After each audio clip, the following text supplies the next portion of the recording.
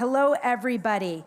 I know some people are still gathering in from outside, but we certainly have our speaker for a limited amount of time, so we want to start. We move into one of today's highlights, our presidential speaker series, which is hosted by the Civic Life Initiative here at American University. Today's conversation features President Jonathan Alger and Dr. Colleen Shogan, the 11th Archivist of the United States. But together they'll explore leadership history and the role of higher education in strengthening democratic institutions. But first, we have the distinct privilege of joining me and welcoming to the stage Brody Gardner, who is a Civic Life Fellow, to introduce our panel today. Why don't you come on up, Brody?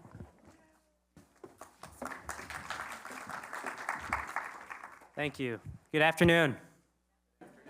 Thank you very much. My name is Brody Gardner, and it's my privilege to welcome you to the Civic Life Presidential Speaker Series at American University here at the Washington School of Law. I'm a sophomore of the School of Public Affairs, and I come from Cleveland, Ohio. Last year, I joined the Civic Life Fellow program to engage with students and faculty from across campus to better understand my new community. I decided to come back for a second year because I believe that the Civic Life's focus on civic engagement and civic discourse has only become more important here on campus, as well as here at the nation's capital and across our country. Today's presidential speaker series will focus on how civic education and civic engagement can help strengthen our democracy. We are privileged to be joined by Dr. Colleen Shogan, the 11th Archivist of the United States, who has devoted her career to public service. Today's conversation will be led by none other than AU's 16th president, Jonathan Alger. President John Alger is an experienced and visionary higher education leader who has previously served as president of James Madison University in the Commonwealth of Virginia. He's known nationally as a civic engagement leader, and he's also been one of the leading figures in civic engagement, civic education, and civic discourse, and as a scholar and speaker on higher education policy and law. And now, ladies and gentlemen, please welcome me in joining Dr. Colleen Shogan and AU President John Alger.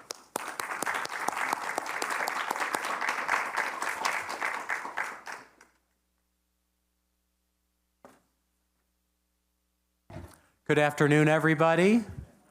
I'm going to say just a few quick words, and then we'll bring Colleen up. But thank you to Brody for his introduction and for being a Civic Life Fellow. We held our orientation just last week for the new Civic Life Fellows, and it was great to see some returning fellows as well. So thank you, Brody, for your leadership, and the other Civic Life Fellows who are here today. Thanks to all of you. I'm really excited to see how that program will continue to evolve. By the way, happy Week of Kindness. I hope everybody is aware that this is the Week of Kindness on campus. It is something you can practice, though, all year long, just saying. But certainly it's appropriate with the Solution Summit to reflect on that idea of being in community together and what kindness represents. But I hope you've enjoyed being part of this inaugural Solution Summit. I want to thank Amy Dacey for her leadership as Executive Director of the Democracy Innovation Lab at the Stein Institute of Policy and Politics. Thank you, Amy, for your leadership and your team. Can we have a round of applause for all the work they've done? And we're excited to have what we hope is really a new tradition to think about solutions, not just talking about problems, but actually discussing solutions to some of the grand challenges of the 21st century. And in that vein, I'm very excited to open this afternoon's conversation with someone who has spent her career as a public servant working to create solutions and promoting a topic that is certainly important to me and everybody here, and that is civics education.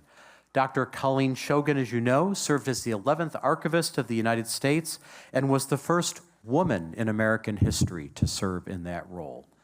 During her time as head of the National Archives and Records Administration, Colleen prioritized sharing the records of the National Archives to a wider audience, launching numerous initiatives to enhance services and make the archives holdings more accessible, both in person and online.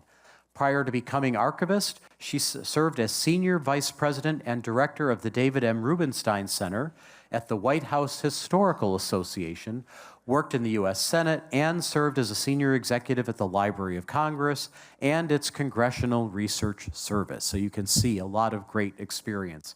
She was also the vice chair of the Women's Suffrage Centennial Commission and currently serves as the co-chair of the board of directors at the Women's Suffrage National Monument Foundation. A noted author and political scientist, Colleen currently serves as a senior advisor at More Perfect and CEO of In Pursuit, as well as a senior fellow in civics education at Stand Together and an adjunct professor of government at Georgetown University. And apparently she does not sleep. Colleen, thank you for your service to our country. I have to say, just as a note of personal privilege, I recently had the opportunity to visit the National Archives with a friend when the entire U.S. Constitution was on display. Anybody else see that, including the rarely seen page 5 with George Washington's signature? It was just an incredible experience to be there in that room. And also, I had the privilege, as did some of you, of hearing Colleen speak at our Constitution commemoration right here in this very room in September with More Perfect and iCivics. 2 organizations, of course, devoted to civics education. So thank you all for being here today, and please welcome Colleen Shogan to the stage. Come on up, Colleen.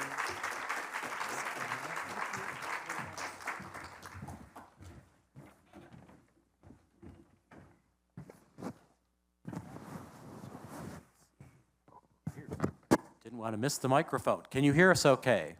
All right, and why don't we do a quick test of yours, Colleen, make sure that... Can you hear me? All right, great, great. Well, Colleen, thank you for being here today, and thank you for your service, an amazing career that you've had so far, because you're not done yet, obviously. But can you tell us a little bit about your career path and how you became the archivist? This is not a job typically, I think, that small children say, when I grow up, I want to be the archivist of the United States. So can you talk a little bit about that, and then tell us a little bit more about what that job actually entails? Well, thank you so much. I'm so happy to be here today at American University, and I'm always so excited when I see universities who are really embracing studying about democracy, democratic values, and civics education. So thank you for what you're doing here.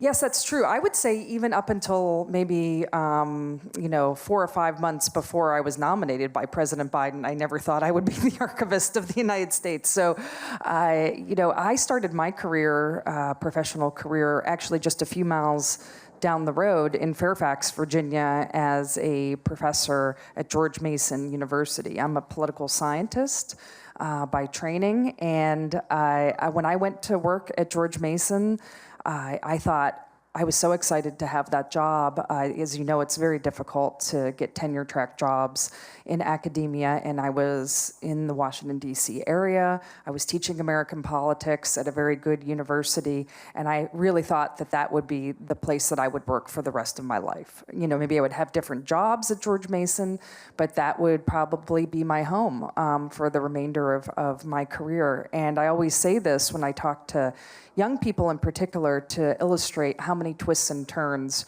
your career can take, especially in a place like Washington, D.C. So I taught at George Mason for several years, and then I got a fellowship to go to Capitol Hill to the American Political Science Congressional Fellowship. And APSA has been giving out these fellowships since the 1960s. To 5 political scientists annually. They'll pay your salary while you go work on Capitol Hill for a year and learn about what it's like to work in Congress.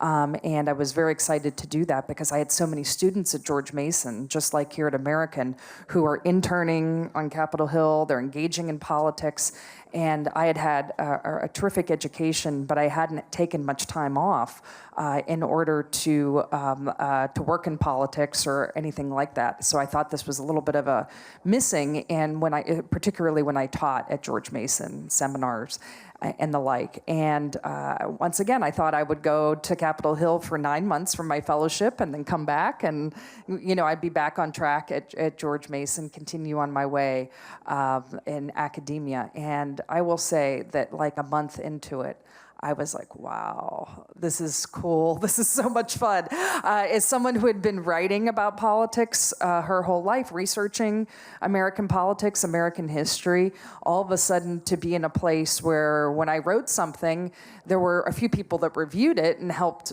me improve it, but then pretty soon it was in front of a United States senator, and I was actually hearing him say my words or ask the questions at a hearing. It was really thrilling. I worked for Senator Lieberman, and I was lucky enough to help staff him on armed services. And I just saw everything. Everyone came through that committee. I remember I was in a meeting with Donald Rumsfeld a few months later, the Secretary of Defense, and I thought, well, how in the heck did I get from being a professor at George Mason into a meeting with Don Rumsfeld? This is really, in some ways, is a little bizarre. So I really enjoyed it, and that office had inculcated public service. It lived, breathed, and died public service. All the staff, everybody that worked for him, Senator Lieberman himself, Clarence Nardi-Riddle, who's still in Washington, D.C., who was the chief of staff, and other people. And that was really just the ethos of the office. And that really affected me and affected a lot of other people that worked there. And when the time came, there was an election, as there always is in Washington, D.C., and the Democrats won a few more seats in the Senate. So Senator Lieberman was going to become the chair of the Homeland Security and Government Affairs Committee, and Susan Collins was going to become the ranking. They switched back and forth for many years. It was like, rotating with them. And so he had a few more people that he could hire on his staff because of that. And he said, if you want to stay, I would love you to stay. I know that you're on the academic track, so I understand if you can't, but I would love if you would think about staying on my staff. And that was that was it. That was the decision that affected my whole life, because it was like, do you stay here and do this? It's very risky. Or do you go back to what you've known, your career? And I was pretty sure that I was going to be tenured. I had written a book. I had fulfilled all the requirements for tenure. Or do you go back and pursue that career? And I just said, you know what? I'm never getting back to the United States Senate. This is it. This is the opportunity. And my husband supported me, and family supported me. So I went and I left academia and worked in the Senate for several more years, and then found my way to the Library of Congress, the Congressional Research Service. Eventually got transferred from CRS into the main library, into senior leadership in the main library, which was also really important because that's where I learned what it takes to run a federal cultural institution. Before that, I loved my time at CRS, but we were really focused on serving Congress, not what it was like to run the entire Library of Congress, so was able to do that. And then found my way to the White House Historical Association, and Anita McBride's here in the audience, who runs the First Ladies Initiative and Center here at American University, and Anita is a board member at White House Historical and an executive officer for White House Historical, and spent 3.5 terrific years at White House Historical. One thread that goes through all of this, though, whether I was wherever I was the nonpartisanship. And that was, and that was very careful when I moved from the Library of Congress to White House Historical. I know this has White House in its name, but is it a nonpartisan organization? Yes, and I was really happy when I got there. It was. It had the same ethos that I had seen at other places. And then, of course, I was nominated to become the Archivist of the United States when I was at White House Historical. So that was my very circuitous path to becoming the Archivist of the United States. Just the way you planned it, yes, right? Just the way I planned as a child. So you were, of course, the first female archivist of the United States. Why does that matter? It matters a lot. I will tell you, when I would go somewhere and speak where there were large groupings of archivists or librarians, sometimes that would be at a conference or a professional gathering or or something like that, there would be a line of people to get pictures with me. And I would look, the first time it happened, I was like, this is interesting. This is really weird, right? First, because if you're just like a normal person, now all of a sudden there's a queue of people waiting to get a picture with you. But I looked at the line, and 95% are women. And then I figured out, oh, I know what's going on here. Well, first off, the profession itself, archivists and librarians dominated numerically by women, but this meant a lot to women in the profession because they had not seen it before.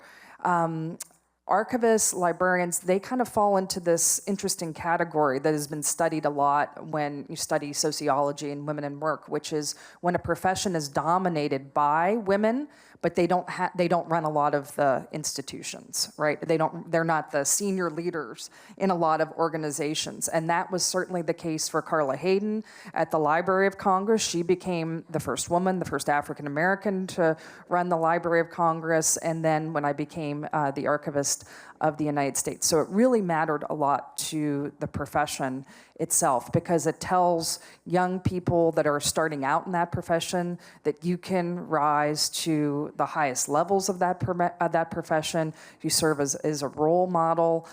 It's very important. But also, I think, mattered to the people that use the National Archives in interesting ways.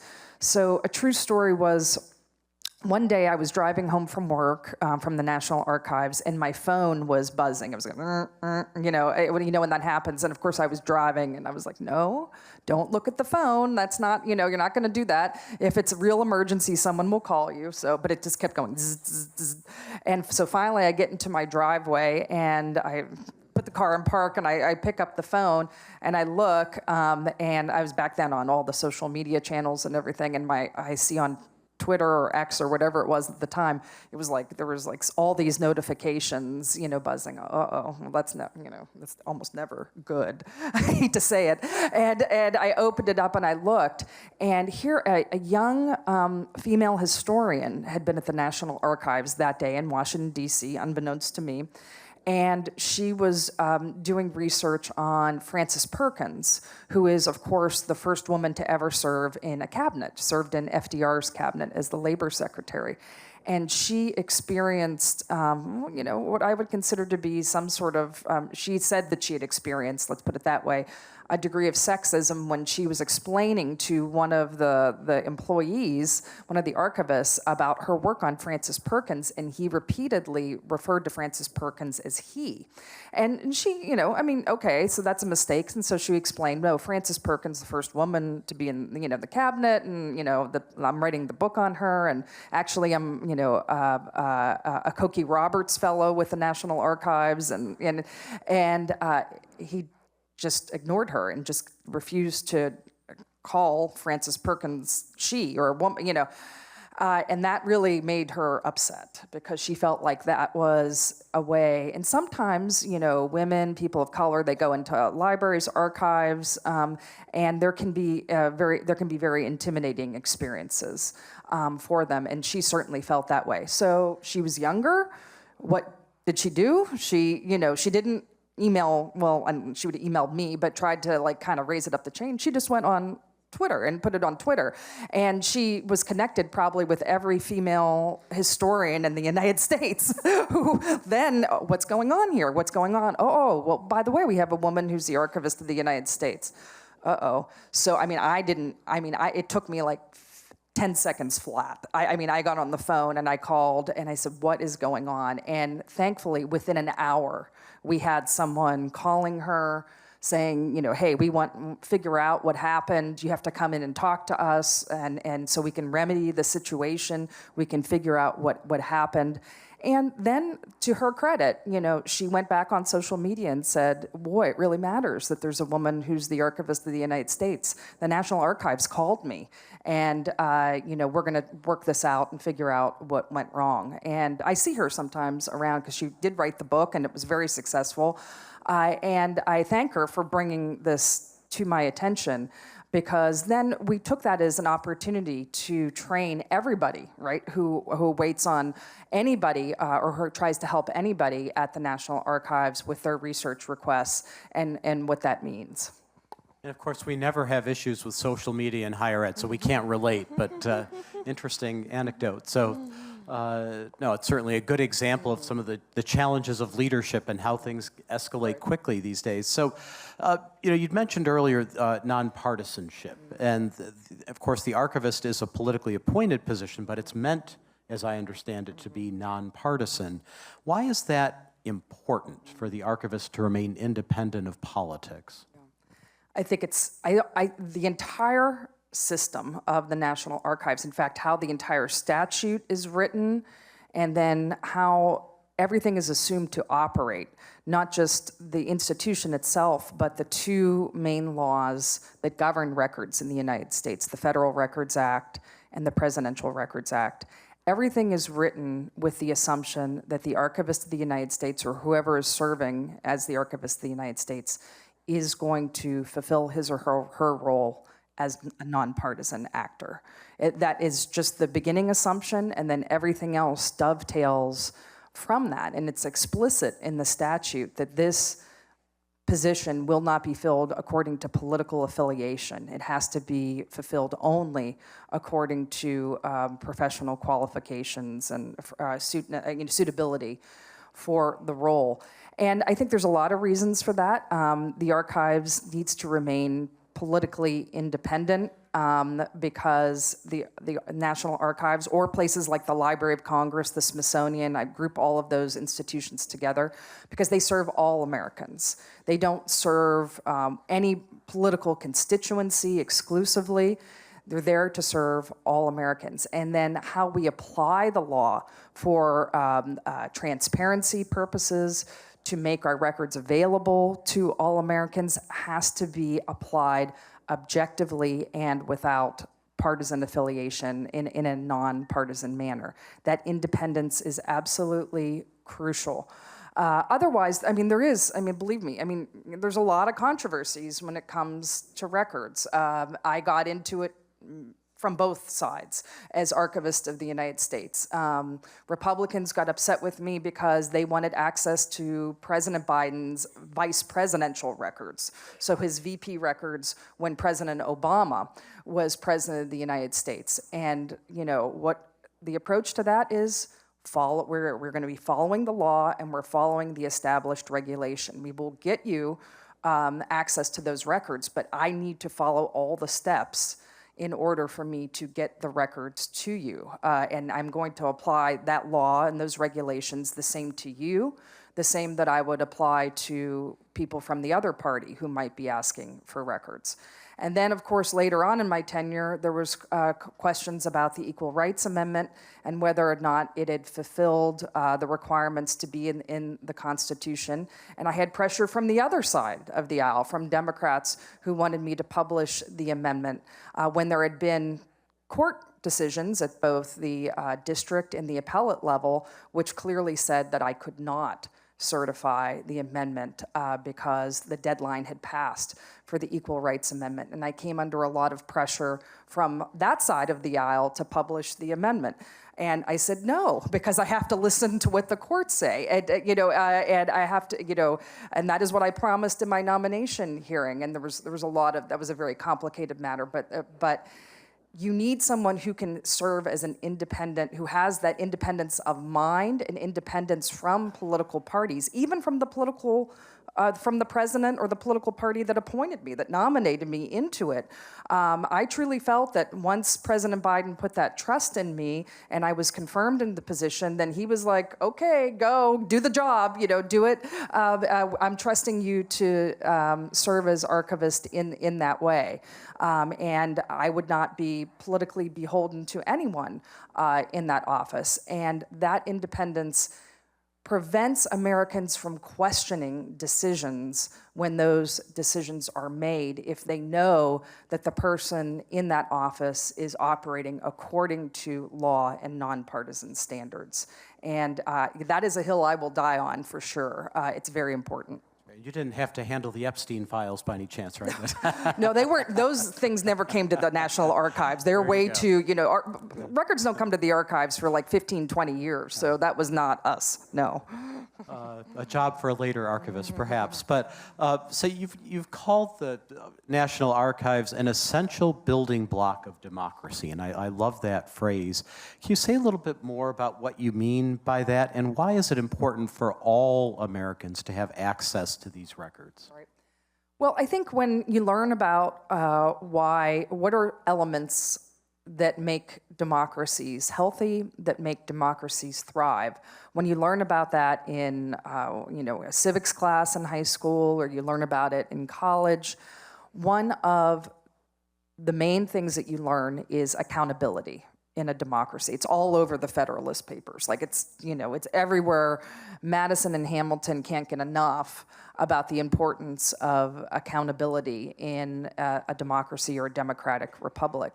And one of the main ways, not the only, one of the main ways in which we can hold our government and those that we entrust to lead our government accountable is through our records. Whether they are presidential records or whether they are federal records, that accountability is incredibly important. So the National Archives is a place where you can go as an American and appreciate those records and their historical value, but they also play a major role in telling stories of accountability and understanding in the past what transpired, so we can learn from that past and hopefully we can learn from it and improve it for the future.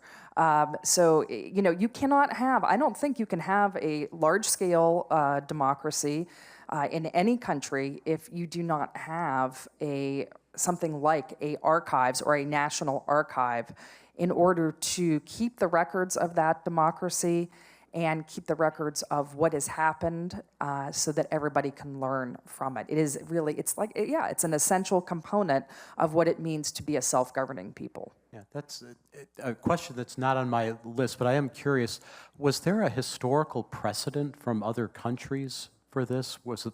Did we model this after others? Yeah, I mean, we were late in the United States, and the National Archives was created in the 1930s. And one of the reasons that this started, there's actually several presidents. Try to get this right. The building was designated as where it would be located in Washington D.C. The National Archives building under Calvin Coolidge.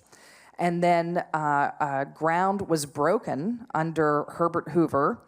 And then the building was actually finished and the legislation was enacted to create the National Archives under FDR. And so it took several steps, and there were other European countries that were already doing this, and the records were being lost because they were all being kept in the departments and bureaus in which they were created. And they were just not, these agencies were not suited for records-keeping purposes, and records were already being lost and degraded. And so that is why the National Archives was created, yes. So I love this next story. I understand that when you were serving as archivist, you visited the Declaration of Independence at least once every day. Is that right? Can you tell us about that? Why was that important to you? And what did you gain from those visits? Yeah, I every day. Now, I didn't work in the D.C. office every day because I traveled a lot as Archivist of the United States. I traveled all around the country. A lot of people don't realize there's over 40 locations around the United States that are National Archives facilities, including presidential libraries from Herbert Hoover forward, and then federal records facilities and archival facilities all across the United States. So all of our records are not here in Washington, D.C. It is the biggest location here in D.C., but there's archival locations all around the country, so I visited a lot of them. But most of, the majority of my time, I was in Washington, D.C. at the building that you might visit where the museum is located. Yes, and the documents are out from 8 o'clock in the morning till about 5 o'clock in the evening. And so I used to get into work right after 8 o'clock, like 10 after 8, 8:15. The office was really quiet. A lot of people hadn't arrived yet. And I found it to be the best way that I could start my day was I would go get myself a cup of coffee and put it at my desk. And then I would walk out. It was about a 3-minute walk to get into the rotunda from where my office was. And I would just go and take a walk and take a look at the founding documents. My favorite founding document is the Declaration, because that is our creed. That is why we exist as the United States. That underlines all of our principles that we agree upon as Americans. We may not agree how to execute those principles or the fulfillment of them, but we agree upon those as our base principles that unite us as one people. What I really liked about it was, first, it was just, I was just always in awe of it, but secondly, it reminded me why I was doing the job, right? It put me in the right frame of mind for the entire day, because there were a lot of challenges that came with the job. It wasn't all, it wasn't all Declaration of Independence, let's put it that way. But, a lot of days, I had tough meetings, sometimes up on Capitol Hill. I had a lot of well-meaning advocacy groups that came to see me that wanted things. And, that's just how these jobs are. I had 3,000 people to supervise all across the United States, trying to get everybody to march in sort of the same direction. There were challenges, and I thought that is the one moment in time where I can remind myself why I wanted to do this job and why I'm so lucky to be here and to have this position. If I wasn't able to do that early in the morning because I had something to do, then I would come back. Then I would come back at the other time I really liked to come was around noon, right before I would go out and maybe take a little walk around outside or go get myself something for lunch, because that's when there was tons of people in the rotunda, visitors, right? Visitors from all across the United States, visitors from all across the world to see these documents, and I love to see that. I like to see, I'm kind of like a visitor services person, so I like to see what's the traffic pattern here, and how many people do we have? And I had instituted a whole new visitor services team to shepherd people through the process, and I talked to that. I wanted to know that team and talk to them about how things were going. What are some of the challenges? What are you seeing? Because we were getting ready for 2026, and we knew we were going to have a lot more visitors coming in 2026. So that was the other time, and I just like to see the excitement of school children, people from all across the world, all coming to see these three documents, the Declaration, the Constitution, and the Bill of Rights, and what an inspiration those documents were for people that weren't even Americans. And every time I went into that rotunda, it was just, it was so inspiring. And then I also changed the rules, because before you weren't allowed to take pictures in the rotunda. And after talking to a bunch of our preservationists and conservationists, they said, that's not going to hurt the documents. They're under bulletproof glass. That doesn't hurt them. Before it was done, because it was thought it was a little bit disrespectful. And I said, oh no. I disagree. This is an Instagram culture. We want people to take pictures of visiting these founding documents. And so I took down the no photography sign, and I put up another sign that said, photography encouraged. And please tag us on social media. And I love to see younger people running around taking all kinds of creative pictures of the rotunda, because I figured they're sharing that on their social media feeds, they're sharing that with their friends, and this is how we're going to get more people excited and interested about the history of the United States. That's fabulous. And just a little plug, you've of course heard mention of the Declaration of Independence. 2026 is rapidly approaching, the semi-quincentennial of our country, and you all know that we have the 250 Plus at American University initiative, where we'll be having a lot of speakers from a variety of disciplines reflecting on where we've been, where we are today, and the plus, of course, is where we go from here. And I have to say, having been recently at the archives, watching those intergenerational connections was a lot of fun, seeing parents teaching their children what they were looking at and why these documents were so important. And I have to say, as a note of personal privilege, I have the act of Congress that created American University hanging in my office. It's not quite the Declaration of Independence, but you're making me think I need to look at that in a new way each morning when I think about our mission as a university. So we've been talking, of course, about civics education. This is near and dear, I think, to both of our hearts, and you've talked about the fact that we have a crisis when it comes to civics education in this country. So what can we do to address the crisis, and what specifically do you think higher education can and should be doing? I do think it's our biggest problem facing the United States today that will never be above the fold at the New York Times or the Washington Post or the Wall Street Journal or whatever paper or newsletter you choose to read. I think, yet it affects all of us.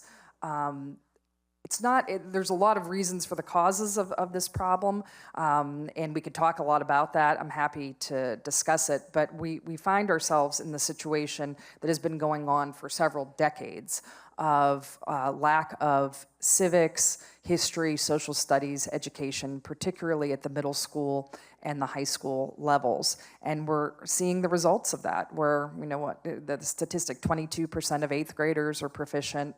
If you gave a test to 70% of American adults, a basic civics test, they would not pass it, and that's done through survey research to be able to ask some questions and see how people do on some basic civic knowledge questions. So it's very concerning when we are facing such big problems here in the United States about all kinds of issues, immigration, healthcare, foreign policy, all kinds of things that we read about on a daily basis. If we have citizens in the United States who are struggling to understand what the rules of the game are in the United States. What are the basic principles that we believe in the United States, constitutional principles about how our government operates? I think there's a lot of things we can do about it, though, and I think there is a coalition across the United States. This is starting to be talked about more. You're starting to see, we announced here at American University on Constitution Day, when I was here with More Perfect, over $50 million in additional funding from foundations on civics education. This would have not happened several years ago. So there's a lot of bright spots to indicate that people are recognizing this is a problem, and we can start to turn the corner. At universities, I would say there's a lot of ways that you can go about it. And I know here at American, what you're doing, I really like the approach that you're taking here at American, which is a very broad-based civics and democratic values approach. You're not just focusing in one center or one area or one discipline. You're saying this is something that we need all students here at American University, that is a responsibility as a university and as a college, that we have a responsibility to educate all students here, because they are going to become citizens in a democracy. They are already voting, and they are going to become citizens, full-fledged citizens in communities and leaders in those communities after they leave upon graduation. I usually say there's 3 areas in which, universities and high schools really, but universities in particular, can work on. First is knowledge, right? Understanding the basic principles of the American Constitution, understanding the principles of federalism, understanding why we have a separated power system. I mean, you don't all need PhDs, please, in political science. Believe me, we don't. And I wouldn't advocate for that for a lot of reasons. But we all need to kind of know the basics and understand the system. And we can critique that system, that's fine too, but we need to understand, have that basic knowledge. Secondly, the dispositions that are going to help us as democratic citizens, and the dispositions of respect, of humility, of something that I know a bit about resilience. We need to be figuring out ways in which we can inculcate those dispositions in young people so that they can learn it at a younger age when they're here at university, really, which is formative years when you're in your university years. And you can also, other people will mimic those values as you go out into communities and places of leadership. And then the third thing is skills. Basic skills, which I know you're doing here as well with your Civic Fellow program, which is the idea that we have to learn how to compromise. Like, what does that mean? And guess what it means? It means that you don't get everything that you want. I can tell you that's the short version of what a compromise means. But we have to be able to figure out how we can listen to each other respectfully, listening skills, and so that whenever we have dialogues in classrooms or eventually in public forums, whether that's going to be, once again, your local community, your state community, federal level, that you can disagree with someone respectfully, respect their position, and then come back at them in a productive way, in which, we should not, and I say this over and over again, we should not try to stifle disagreement. That is very bad. And if you read the Federalist, that is all throughout, basically, that disagreement is endemic to this system, right? We are going to have conflict. We are going to have disagreement. But the Federalist and Madison and Hamilton trying to figure out how can we manage this conflict in a way and manage this disagreement in a way that can be productive as in American constitutionalism. And so we need to be able to model that as well. And we can be okay with disagreement as long as we interact with each other in a respectful manner. So can you say a little bit more about trying to teach civics education in an era where everything feels so polarized? Even you mentioned the term civics education, and some people think that that's a political statement. But thoughts about that in this age of polarization? Right. We have to get away. We have to figure out how to get away from that. That civics is a partisan matter. I don't know. It's a Republican or a Democratic. I don't even know. I mean, but it's not a partisan matter at all. It's an American problem. It's something we have to solve as a country.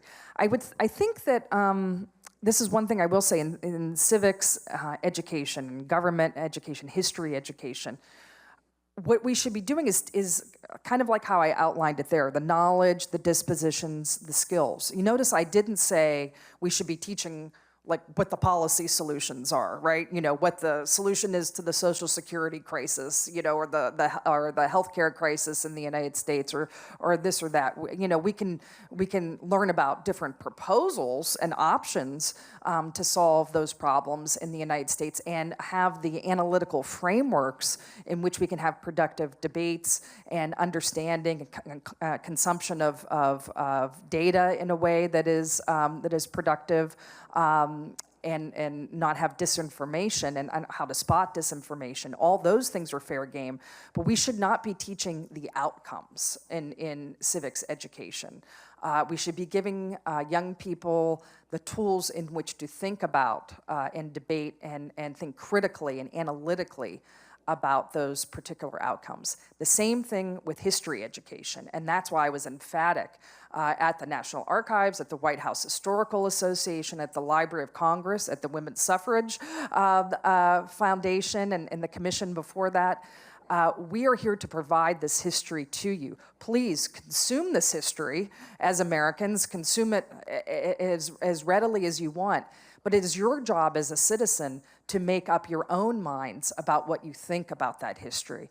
It's your job to come up with the great interpretations of history, which there should be many across the board in the United States. And you can choose what you want to read, what you want to believe, what you think is the strongest argument out of those various interpretations of history.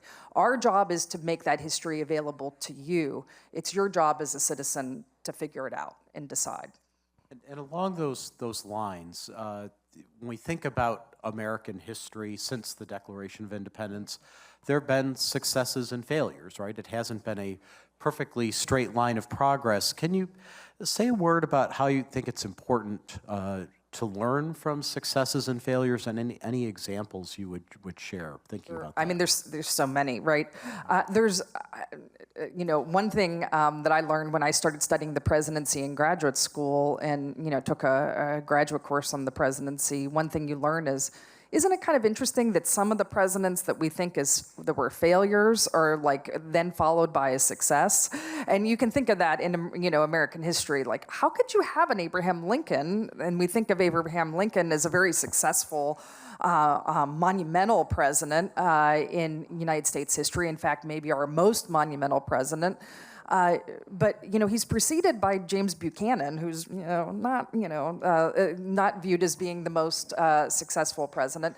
So sometimes we see that. We have to understand what went wrong with Buchanan so that we can appreciate what went right with Lincoln. We can't just get rid of the failures, because if we get rid of the failures, we're not going to really understand the successes very well either. So it just is, that's just a very, rational point, like sort of just a cause and effect type of point in order to make. I love talking about the suffragists because the suffragists, there was so many failures, right? With the suffragists. Some of them of their own making, and some of them, it just wasn't the right time. They were trying to make arguments and people weren't listening to them, but nonetheless, they were failures. The biggest thing was that they pursued, they thought they were covered under the 14th Amendment. They thought that women were covered, would be able to vote under the 14th Amendment. And they tried that out, and it didn't go so well because a bunch of them got arrested, including Susan B. Anthony. And eventually those cases went before the Supreme Court. And the court said 9-0, no, you are not covered under the 14th Amendment. You're going to have, and guess what? That taught them that was a big failure because they thought that was the way they were going to get the vote, right, in the 1870s. And imagine what they must have felt like when that decision, the Supreme Court decision, came down. It wasn't even like 5-4 or 6-3. It was like, oh, you're done. This is not an avenue which you can pursue any further. And they had to say, well, we got to go a different route. We need our own amendment. There needs to be an amendment to the Constitution.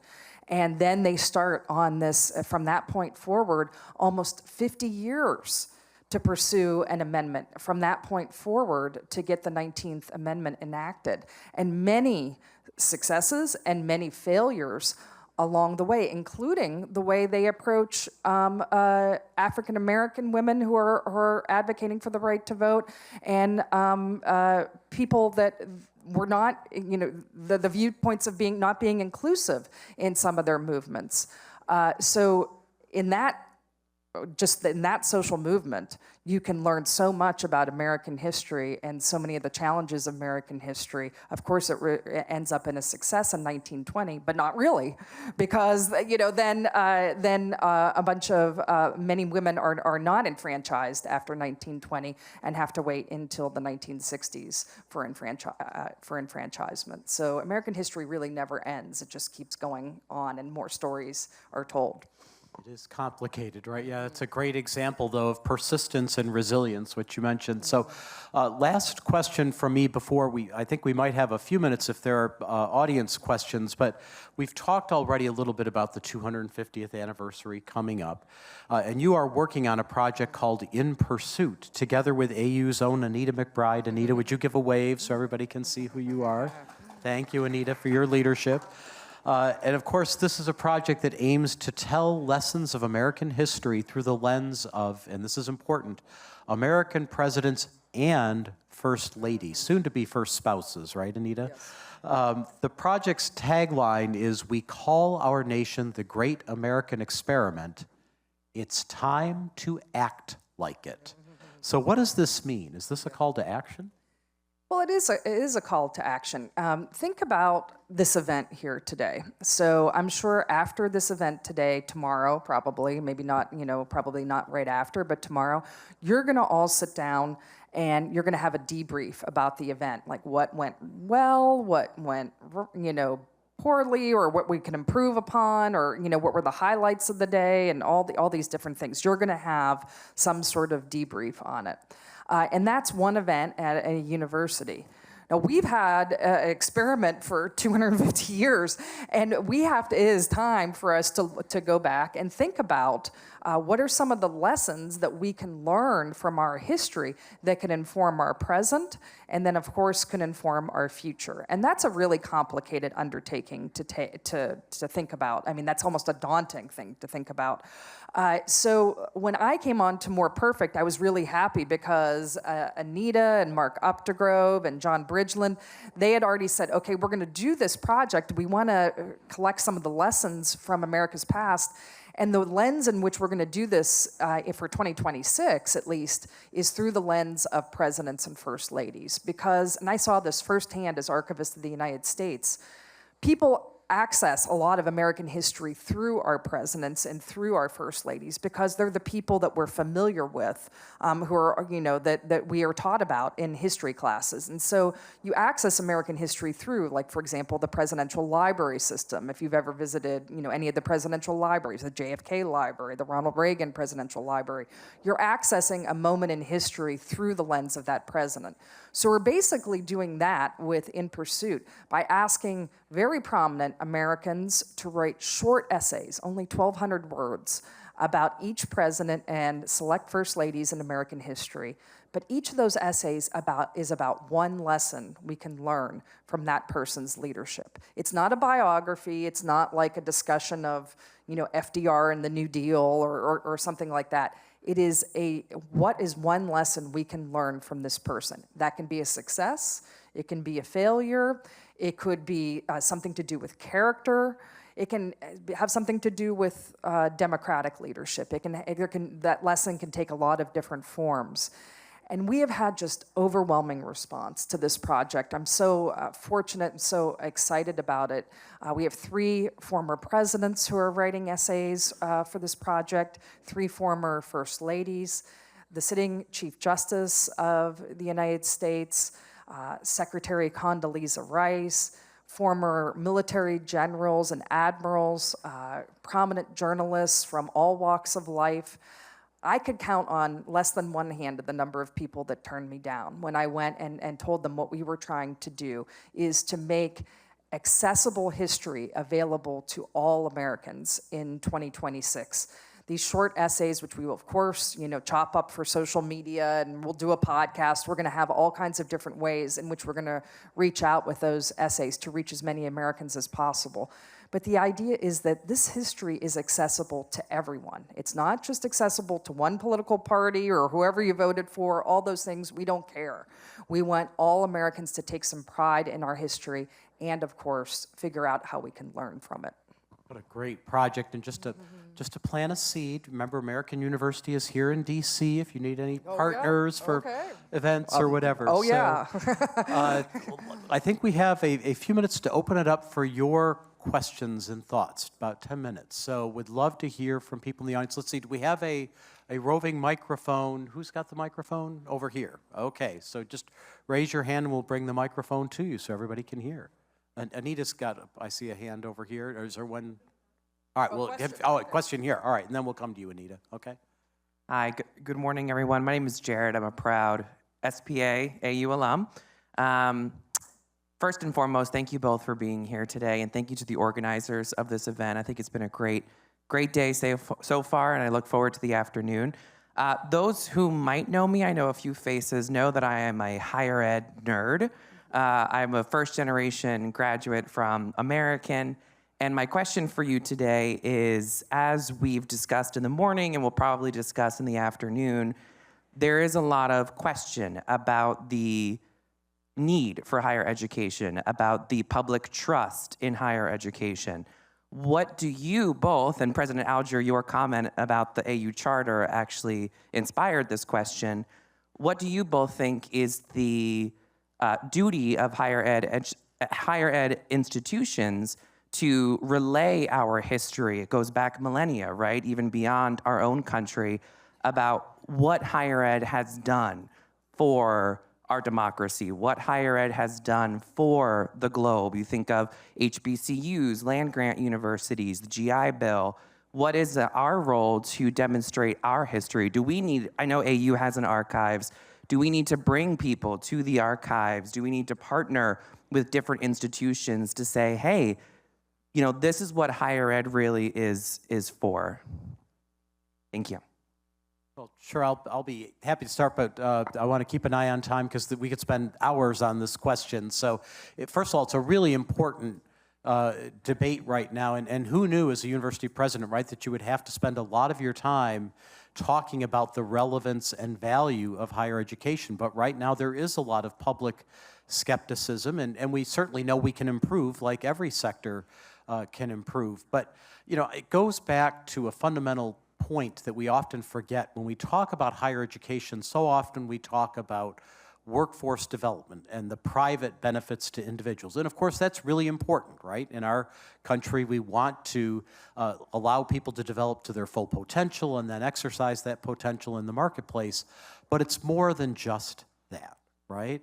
It's also the public benefits of higher education, and particularly in a democratic society. In a place like American University, we are producing not just engineers and doctors and scientists and lawyers and musicians, but we're producing people who we hope are going to reflect on these challenges and opportunities that we've talked about throughout American history, how to close the gap between we the people in order to form that more perfect union, that's the work of every generation. And those are the leaders in every field that I hope that we're producing at a place like American University, that are going to make change for the better, that are going to have those skills to know how to work with people from different backgrounds to identify the challenges and where we fall short and to make positive change. So there's a lot to be said about the role of higher ed, but I think it's absolutely essential, and we forget it at our own peril as a society.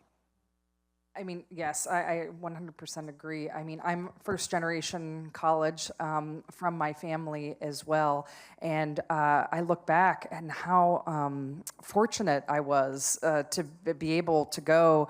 I went to undergraduate at Boston College. I went to graduate school at Yale. And how both of those experiences completely transformed my life. I would not be the person that I am today. I mean, other than from those experiences from colleges and universities. And I understand how expensive college has gotten and how difficult that has been for people in middle class, lower middle class families, very, very challenging, working class families, very hard. But we need to figure this out because it is truly the transformative ingredient that we have in American society. And when I was faced with some of the hardest decisions that I made in public life, when I really thought about it, a lot of what I drew back upon was what I learned when I was, I was in an honors program at Boston College that taught a lot of the great books, and then continued a lot of that education in my graduate years with concentration on the history of political thought. And I just wouldn't be the public servant that I am today if I didn't have the context in which to frame the decisions that faced me, and how important that is for our leadership as we go forward and for society. Well said. I think Anita had her hand up. Thank you. Colleen, I wanted to ask you a question based on something you said about your time at the archives, or how the archives was created. It was created because we found that records being held in agencies were being degraded or lost. So your nomination hearing had a specific contentious issue, which was on the veteran records. And but that was when you became archivist, it's one of the first things you took on to fix. And I wondered if you can explain to people here two things. Why hadn't that been done before? Veterans, and for people to know here, veterans were having difficulty accessing their records to get the benefits that they deserved, correct? And then what did you do? What were the actions that you had to take to turn that around, which you did actually very quickly? Well, thanks, Anita. Thank you. When I came to the National Archives, there was a 400,000 request backlog for veterans' records. It was a huge problem. Access had been completely shut down for periods of time during COVID. Of course, veterans' records, some of them are digitized, a small percentage, but the vast majority of veterans' records are in analog format, and they're in St. Louis, Missouri. And so it became a huge problem, up to actually a 600,000 record backlog. When I came, it was 400,000. So I knew this was my biggest challenge that I had to get done. So as soon as I became the archivist, they issued me a credit card really quickly, and because you have to do that in the government, to book your travel. And I was on a plane a week later to St. Louis, and that was my first trip to St. Louis to the National Personnel Records Center. I needed to understand how veterans' records, how they were processed. I needed to meet the team out there. That was the second biggest concentration of employees at the archives outside of Washington, D.C. I needed to meet with the leadership there and for them to present the plan to me about how we were going to meet the targets to reduce this backlog. And I was on it, I'm not kidding, every week I was on it. I made them give me a progress report every week, and it was a little chart, and I wanted to know what the target was, and if we didn't meet the target, I was like, get them on the phone, and why didn't we meet the target? And I'd dial it, I'd get on Zoom, or or do I have to come out there? I mean, what's going on? And sometimes there were real reasons why they didn't meet the target. They would explain it to me. We had a internet outage out there once that was threatening to put us out for several days where we weren't going to be able to process requests. I got on the phone with the head of the internet company. I said, the president. And I said, do not give me the government affairs person. You give me the president. And I got on the phone with her, and I said, listen, if you don't get it turned back on again, I'm gonna call the chairman of House Oversight and the chairman of Senate Homeland Security and Government Affairs, and then they're gonna call you. I had been in Washington. I kind of knew what little points to pressure. But what I will say, Anita, is that through that challenge, and this happens so much in government, through that challenge we found better efficiencies about how to operate NPRC, and what were ways in which we could do the work and do it more efficiently and effectively. So then when the backlog was cleared, we were in a much better position to be able to go forward and be able to serve veterans because we had faced this adversity. There was much that had been learned throughout that process. And I think there are a lot of examples about that in government, but we don't hear about the examples in government, and we often don't give people credit who actually do the work. So whenever we cleared that backlog, I got back on the plane, and we went out there, and we figured out a way to do a celebration in St. Louis with all the employees, and I shook every employee's hand. There were 600 of them in St. Louis. They all took pictures. We all took pictures together, and I gave each of them a very inexpensive medallion for their work because they worked overtime. They worked on weekends in order to clear this backlog. So I'm very proud of it, and I'm really glad that we were able to do that. It's a great example to end on. Please join me in thanking Colleen Shogan. Thank you. Colleen, thank you so much for your service, and thank you all for being here. Thank you so much. Thank you, President Alger. Thank you, Dr. Shogan, for that powerful discussion. I just want to mention, actually, when you were mentioning Frances Perkins, a colleague of mine, Elizabeth, mentioned that Rebecca Brenner Graham, who wrote the book on Frances Perkins, is actually an AU alumna and was a lecturer here. So, President Alger, all roads lead back to AU, which I'm sure you wouldn't disagree with. And one quick thing that I wanted to mention, I recently became a citizen archivist, which if people aren't aware, through the National Archives, you can go on and get a login and you can get a password and you can help digitize some of these, especially if you're old like me and you can actually read cursive. They really appreciate that. So there's ways to get involved and really to help to also archive America's history. So we're going to take a brief break. We're going to reset the stage, and then we're going to get right into our next panel. But can we please thank this wonderful conversation yet again? Thank you.